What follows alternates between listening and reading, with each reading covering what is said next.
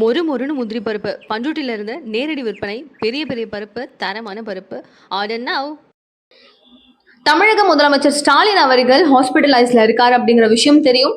அவருடைய உடல்நிலை பத்தி இப்ப என்ன ரீசெண்டான லேட்டஸ்டான அப்டேட்.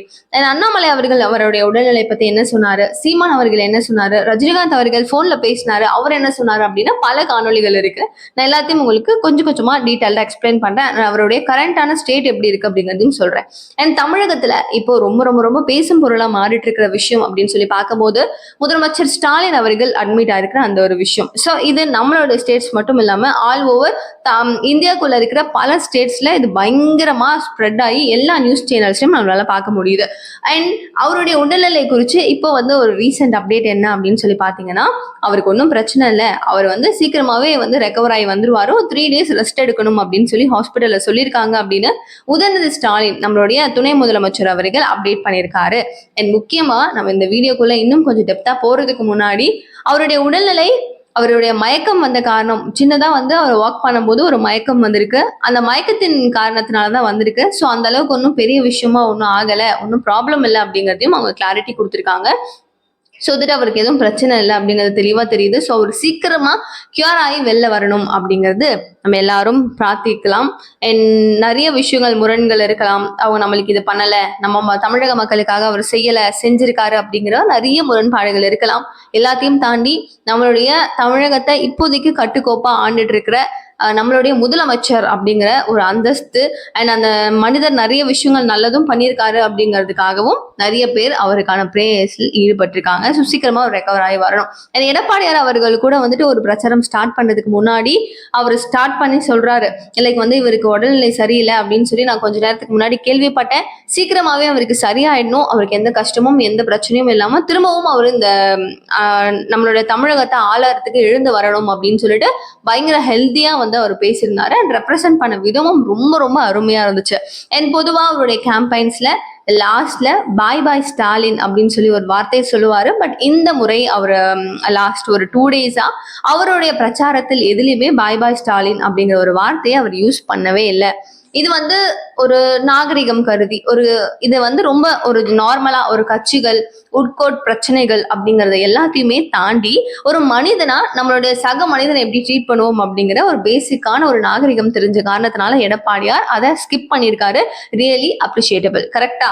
ஸோ இப்போ முதலமைச்சருடைய ஹெல்த் அப்டேட் எப்படி இருக்கு அப்படின்னு சொல்லி கேட்டீங்கன்னா, ஸ்டார்டிங்ல அவருக்கு வந்து அந்த மயக்கம் வந்த காரணத்தினால சென்னையில அப்போலோ ஹாஸ்பிட்டல் கிரீன்ஸ் ரோட்ல இருக்கிறதுல அட்மிட் பண்ணியிருந்தாங்க. ஆல் ஓவர் அவருடைய ட்ரீட்மெண்ட்ஸ்க்கான எல்லா விஷயங்களும் அங்கே நடக்குது.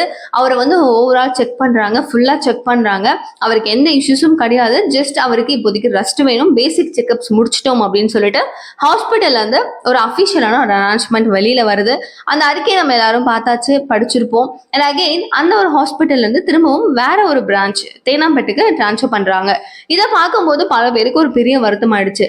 என்னாச்சு, அப்போலோ வந்து கிரீன்ஸ் ரோடு ரொம்ப சூப்பரான ஒரு ஹாஸ்பிட்டல் தான், பட் திடீர்னு இங்க இருந்து ஏன் அவர் அங்க போகணும் அப்படின்னு சொல்லி எல்லாருக்கும் ஒரு பெரிய பதட்டமும் வந்துருச்சுன்னு கூட சொல்லலாம். முக்கிய காரணம் இன்னொரு டெஸ்ட் அவருக்கு பண்ணணும். அந்த ஒரு அவைலபிலிட்டி அப்படின்னு சொல்லி பார்த்தா தேனாம்பேட்டில் இருக்கிற அந்த பிரான்ச்ல தான் இது இருக்கு அப்படின்னு சொல்லப்படுது. ஸோ அப்படி என்ன தீபிகா டெஸ்ட் அப்படின்னு சொல்லி பார்த்தீங்கன்னா, பிஇடி ஸ்கேனிங் அப்படின்னு சொல்லப்படுற இந்த ஒரு டெஸ்ட் முதலமைச்சர் அவர்களுக்கு பண்ணணும் அப்படின்னு சொல்லியிருக்காங்க. ஸோ இது என்ன பேசிக் டெஸ்டா அப்படின்னு கேட்டிங்கன்னா, ஒரு ஆஃப்டர் 60 இயர்ஸ்க்கு அப்புறம் ஒரு வயது ஆகுது அப்படின்னும் போது அவங்களுடைய டிஷ்யூஸ், அவங்களுடைய செல்ஸ், அவங்களுடைய பிளட்ஸ் அப்படின்னு சொல்லி டோட்டலா அவங்களுடைய பாடியில என்ன பார்ட்ஸ் வந்து எதனால பிரச்சனை ஆகும், எதனால இதெல்லாம் ஆகுது அப்படிங்கறத டெப்தா வந்து ஸ்கேன் பண்ற விஷயம். அது மட்டும் இல்லாம அவங்களுக்கு கேன்சர் மாதிரி ஏதாவது ப்ராப்ளம்ஸ் வருமா, இல்ல வரக்கூடுமா, இல்லையா, இருக்கா அப்படிங்கிற ஒரு டீட்டெயில்டான ஒரு ரிப்போர்ட் அந்த ஸ்கேனிங் மூலமா தெரியும் அப்படின்னு சொல்லப்படுது. இதை பெரிய அளவுல யோசிச்சு எல்லாம் பயப்பட வேண்டாம். பிகாஸ் நம்ம வந்து நார்மலா நம்மளுக்கு சுகர்ஸ் இருக்கா, இல்ல சுகர் மெயின்டைன் ஆகுதா, நம்மளுடைய ஹார்ட் அட்டாக்லாம் வராம இருக்கிறதுக்கு ஹார்ட்னுடைய பிளட் ஃப்ளோ நல்லா இருக்கா அப்படிங்கறத நம்ம நார்மலான ஒரு செக்அப்ல பார்ப்போம் இல்லையா. ஸோ அதே மாதிரி தான் இது ஒரு நார்மலா இந்த மாதிரி இருந்துடக்கூடாது அப்படிங்கிறதுக்காக ஒரு ப்ரையாரிட்டைஸ்டா அவங்க வந்து எடுக்கிற ஒரு பிஇடி ஸ்கேனிங் டெஸ்ட் அப்படின்னு கூட சொல்லலாம். ஸோ பெரிய அளவுல யாரும் பயப்படவே வேண்டாம். எந்த பிரச்சனையும் இல்லை அப்படிங்கிறதுமே கூடிய விரைவில் வரும் அந்த மாதிரி நியூஸ். பட் ஸ்டில் அவர் தேனாம்பேட்டில் அங்கே இருக்காரு அப்படிங்கிறது தான் ஒரு உண்மையான விஷயம். இதை தாண்டி அவங்க வந்து இப்படி ஆயிடுச்சு அப்படி ஆயிடுச்சு, அவருக்கு வந்து நிறைய பிரச்சனை நிறைய இஷ்யூஸை உள்ள கோக்குறதெல்லாம் கிடையாது. இப்போ வரைக்கும் இதுதாங்க நடந்திருக்கு.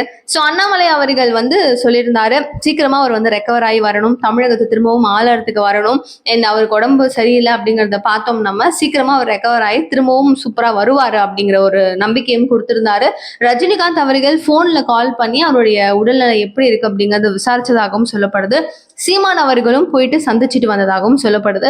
பிகாஸ் அவர் சொல்ற விஷயம் என்னன்னா, எனக்கு வந்து சாப்பிடாம பசியில ஒரு மயக்கம் வந்துச்சு, அந்த நேரத்திலையும் என்னுடைய உடல்நிலை எப்படி இருக்கு அப்படின்னு சொல்லி ஒரு மாண்புமிகு முதலமைச்சர் ஐயா வந்து என்கிட்ட கேட்டாரு. சோ அந்த ஒரு மனிதாபிமானம், அந்த ஒரு மனிதனுக்காக நான் போய் அவரை பார்த்துட்டு வந்தேன் அப்படிங்கிற மாதிரி சில பதிவுகளும் அவர் போட்டிருந்தாரு. அகைன் கூல் சுரேஷ் தெரியும் உங்களுக்கு. அந்த நபர் என்ன பண்றாருன்னா, நைட் எனக்கு கனவு வந்துச்சு அப்படின்னு சொல்லிட்டு வராரு, திருஷ்டி எடுக்கிறாரு. அந்த ஹாஸ்பிட்டல்ல திருஷ்டி எடுத்து இவருக்கு வந்து பொட்டெல்லாம் போட்டோஸ்க்கு வச்சு பூசணிக்காய் எல்லாமே அதே ஹாஸ்பிட்டல் வாசல்ல வந்து உடைக்கிறாரு. இது ஒரு பெரிய ஒரு இது வந்து எப்படி சொல்றதுன்னு தெரியல. இது பார்க்கும் போது இது வந்து இன்கேஸ் இது வந்து அவருடைய நம்பிக்கையா இருந்தாலும் திமுகவுல மூட நம்பிக்கை கிடையாது, அது இல்லை இது இல்லைன்னு சொல்லி நீங்க இதெல்லாம் பண்றீங்களா அப்படின்னு சொல்லி மேபி கிரியேட் ஆகலாம் பிரச்சனைகள், அது நம்மளுக்கு தெரியல. ஆனா அது வந்து முழுக்க முழுக்க கோல் சுரேஷ் அவர்களுடைய சொந்த விஷயம் அப்படிங்கிறது தெளிவா தெரியுது. ஸோ முதலமைச்சருக்கு எதுவும் இருக்கக்கூடாது, சரியாயிடணும், பூரண குணம் அடைஞ்சிடணும் அப்படிங்கிறதுல தெளிவா இவ்வளோ பேர் வந்து பிரார்த்திச்சுட்டு இருக்கோம். ஸ்டில் நடந்துட்டு இருக்கு. அவருக்கு எந்த ப்ராப்ளம்ஸும் இல்லை அப்படின்னு சொல்லி உதயநிதி சொல்லியிருந்தாலும் இப்ப அவருக்கு நிறைய பிரச்சனை வந்துரும் போல இருக்கே அப்படிங்கிறது தான் ஒரு டாக். அண்ட் ஊடகங்கள் இப்போ அதிகமா பேசப்படுற இன்னொரு விஷயம் அப்படின்னு சொல்லி பார்க்கும்போது, இப்ப துர்கா ஸ்டாலின் அவர்கள் அவரும் நானும் அப்படின்னு சொல்லிட்டு ஒரு புத்தக வெளியீடு பாகம் 2 வந்து வெளியிட்டு இருந்தாங்க. இந்த ஒரு புத்தக வெளியீடு மட்டும் நடக்குது. ஆனா அவருடைய அரசியல் பயணம் ஆகட்டும், அரசியல் பிரச்சனைகளோ இல்லை மக்களுக்கான பிரச்சனைகளோ எந்த விஷயத்திலும் அவர் தலையிட மாட்டார். 2 நாள் 3 நாள் அவருக்கு கியூரான ஒரு ரெஸ்ட் வேணும் அப்படின்னு சொல்லியிருக்கீங்க. பட் உங்களுடைய குடும்ப விழாக்கள் எல்லாமே தவறாம கரெக்டா நடக்குது அப்படிங்கிற ஒரு காணொலி நிறைய கேள்விகள் மக்கள் மத்தியில இருந்து கேட்கப்பட்டு இருக்கு. ஸ்டில் அது ஒரு பக்கம் வச்சுக்கலாம். உதயநிதி ஸ்டாலின் அவர்களுக்கு இப்போ சீஃப் மினிஸ்டர் அப்படிங்கிற ஒரு சூப்பரான அந்தஸ்து தூக்கி கொடுக்கறதுக்காக திமுக பண்ற டிராமா அப்படின்லாம் சொல்றாங்க. என்னப்பா இது அப்படிங்கிற மாதிரி இருக்கு. பிகாஸ் ஹாஸ்பிட்டல்ல அவர் திடீர்னு அட்மிட் ஆகி தான் இதெல்லாம் நடக்கணும் அப்படின்லாம் கிடையாது. அதெல்லாம் சும்மா ஒரு ரூமர்ஸா ஒரு டாபிக்கா ஒரு கான்டென்ட் கிடைக்கணும் அப்படிங்கிறதுனால கூட போகலாம். வெயிட் பண்ணி பார்ப்போம், எதுவா இருந்தாலும் வெயிட் பண்ணலாம். ஒரு 3 நாள் தானே சொல்லியிருக்காங்க, 3 நாளைக்கு அப்புறம் பேசிக்கலாமே, என்ன சொல்றீங்க? நம்ம அப்படிதான் நம்ம இருக்கு அப்படின்னா ஆஃப்டர் 3 டேஸ்க்கு அப்புறம் நம்ம நிறைய பேசுவோமே. பட் 3 டேஸ் அப்படின்னு சொல்லி உதயநிதி ஸ்டாலின் அவர்களே கொடுத்திருக்காரு. இந்த மாதிரி டைம் அவங்க சொல்லியிருக்காங்க, ரெஸ்ட் எடுத்தா சரியாயிடும் அப்படின்னு.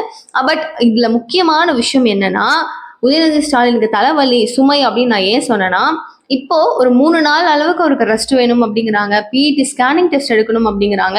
இதுல இருந்து ரெக்கவர் ஆகி அவர் வராருங்கும் போது கொஞ்சம் அவருக்கு வந்து ஒரு உடல் சோர்வு அப்படிங்கிறது ஷுவரா ஹி வில் ஹாவ். கரெக்டா?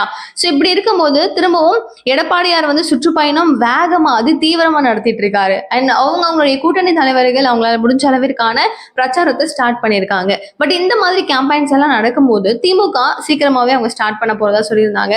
அண்ட் விஜய் அவர்களும் வந்து பாத்தீங்கன்னா அடுத்த மாதம் வந்து அவங்களுடைய சுற்றுப்பயணத்தையும் ஸ்டார்ட் பண்ண போறாரு. ஸோ இந்த மாதிரி எல்லாரும் ஸ்டார்ட் பண்ற நேரத்துல இவருடைய உடல்நிலை இந்த மாதிரி மோசமடைஞ்சிருக்கு அப்படிங்கிறது ஒரு கஷ்டம் ஒரு விஷயம். கரெக்டா? சோ இந்த ஒரு சுமை இப்போ உதயநிதிக்கு போகுமா அப்படிங்கிறது தான் அடுத்த ஒரு கேள்வி. இல்ல இப்ப இவருக்கு முடியல, உடம்பு சரியில்லை அப்படின்னா இவருக்கான பிரச்சாரம் யாரு பண்ணுவாங்க? இப்போ தலை யாரு அப்படிங்கிறது தான் நம்மளுக்கு முக்கியம். இவர் தான் தலை அப்படின்னா இவருக்கான ஒரு பிரச்சாரத்தை அவரு தான் அவங்களுடைய கட்சிக்காக அவரு தான் நிக்கணும். ஸோ அவருக்கு இப்போ உடல்நிலை சரியில்லை அப்படிங்கிறதுனால மேபி ஒரு நெக்ஸ்ட் மந்த் தள்ளி போகுமா இந்த சுற்றுப்பயணம்? இல்லைன்னா உடனே ஸ்டார்ட் பண்றதை உதயநிதியை வச்சு ஸ்டார்ட் பண்ணுவாங்களா? இந்த மாதிரி பல கேள்விகள் இருக்கு. என்ன நடக்குதுங்கிறத நம்ம பொறுத்து பார்ப்போம். ஒரு 3 நாள் நம்ம முன்னாடி சொன்ன மாதிரி ஒரு 3 டேஸ் ஹோல்ட் பண்ணுவோம், என்ன நடக்குதுங்கிறத பார்ப்போம். அதுக்கப்புறம் எதுவாக இருந்தாலும் டிஸ்கஸ் பண்ணிக்கலாம். அண்ட் திரும்பவும் அந்த ஓடிபி ப்ராப்ளம்ஸ் நான் சொல்லியிருந்தேன், லாஸ்ட் வீடியோஸ் நான் கவர் பண்ணியிருந்தேன் ஃபுல்லாவே. அவங்கள உறுப்பினரா திமுகவில் சேர்க்கறதுக்கு ஓடிபி ஆதார் கார்டெல்லாம் நீங்க ஏன் வாங்குறீங்க அப்படின்னு சொல்லிட்டு உயர்நீதிமன்றம் வந்து கேள்வி எல்லாம் கேட்டிருந்தாங்க. அதிமுக தான் இவங்களுக்கு கேஸ் அகேன்ஸ்டா ஃபைல் பண்ணியிருந்தாங்க. ஓடிபியை நீங்க வாங்கக்கூடாது, ஆதார் நம்பரை வாங்கக்கூடாது அப்படின்னு சொல்லி உயர்நீதிமன்றம் அவங்களுக்கு தடை போட்டுட்டாங்க.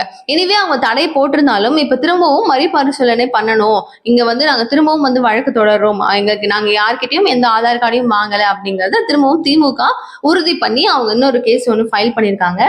இந்த ஒரு கேஸ் நடக்கும் போதும் SM சுப்பிரமணியம் அவர்கள் வந்துட்டாருன்னா அங்க முடிஞ்சுப்பா இவங்க சோழின்னு தான் நம்ம சொல்லணும். பிகாஸ் திமுகவினுடைய எந்த கேஸ் வந்தாலும் சொல்லி வச்ச மாதிரியே என்னவோ தெரியல SM சுப்பிரமணியம் சிங்கம் அவர்கள் அங்க வந்து ஆஜராகிறாரு. அவர் வராரு, அங்க பேசுறாரு அப்படின்னாவே பீதி கிளம்ப ஆரம்பிச்சிரும். எல்லாருக்கும் செம்மையான ஒரு பயமும் வர ஆரம்பிச்சிரும். அந்த அளவுக்கு மிரள விட்டுட்டு இருப்பாரு. வந்து நீங்க எதுக்கு வந்து ஓடிபி வாங்குறீங்க, ஏன் ஆதார் கார்டு டீடைல்ஸ் எங்கேயாவது வெளிநாட்டுல போய் விற்க போறீங்களா அப்படின்னு சொல்லி ஆன் டைம்ல கவுண்டர் கொடுக்கறதோ, வந்து ஒரு வழக்கறிஞர் நான் பேசுறேன் அப்படின்னு சொல்லி வாய் எடுக்கும்போது நீங்க வந்து கவர்மெண்ட்டுக்கு கீழே வேலை செய்றீங்களா இல்ல திமுக கீழே வேலை செய்றீங்களா அப்படின்னு சொல்லி கேட்கறதும் போல பல விஷயங்கள் அவ்வளோ ஸ்ட்ரைட் ஃபார்வர்டா பேசுற அந்த நபர்கிட்ட திரும்பவும் இது மாட்டிருமோன்ற ஒரு பயம் திமுக காரவங்க எல்லார்கிட்டயுமே இருக்கு. And again bye bye Stalin அப்படின்னு சொல்லிட்டு எடப்பாடியார் வந்து ஸ்டாப் பண்ண இந்த விஷயம், அதை சொல்லக்கூடாதுன்னு தவிர்த்த இந்த ஒரு மனிதாபிமானம், இந்த விஷயம் பத்தியும் அவருடைய உடல்நிலை சீக்கிரமா கியூர் ஆகி வெளில வந்துடணும் அப்படின்னு பல பேர் பிரார்த்தனை பண்ணாலும் சில பேர் அவருக்கு அகேன்ஸ்டா பேசுற விஷயமும் அப்படின்னு முக்கியமான விஷயங்கள் பல நம்ம பார்த்திருந்தோம். இதெல்லாம் ஓவரால் நீங்க என்ன சொல்லணும்னு நினைக்கிறீங்க?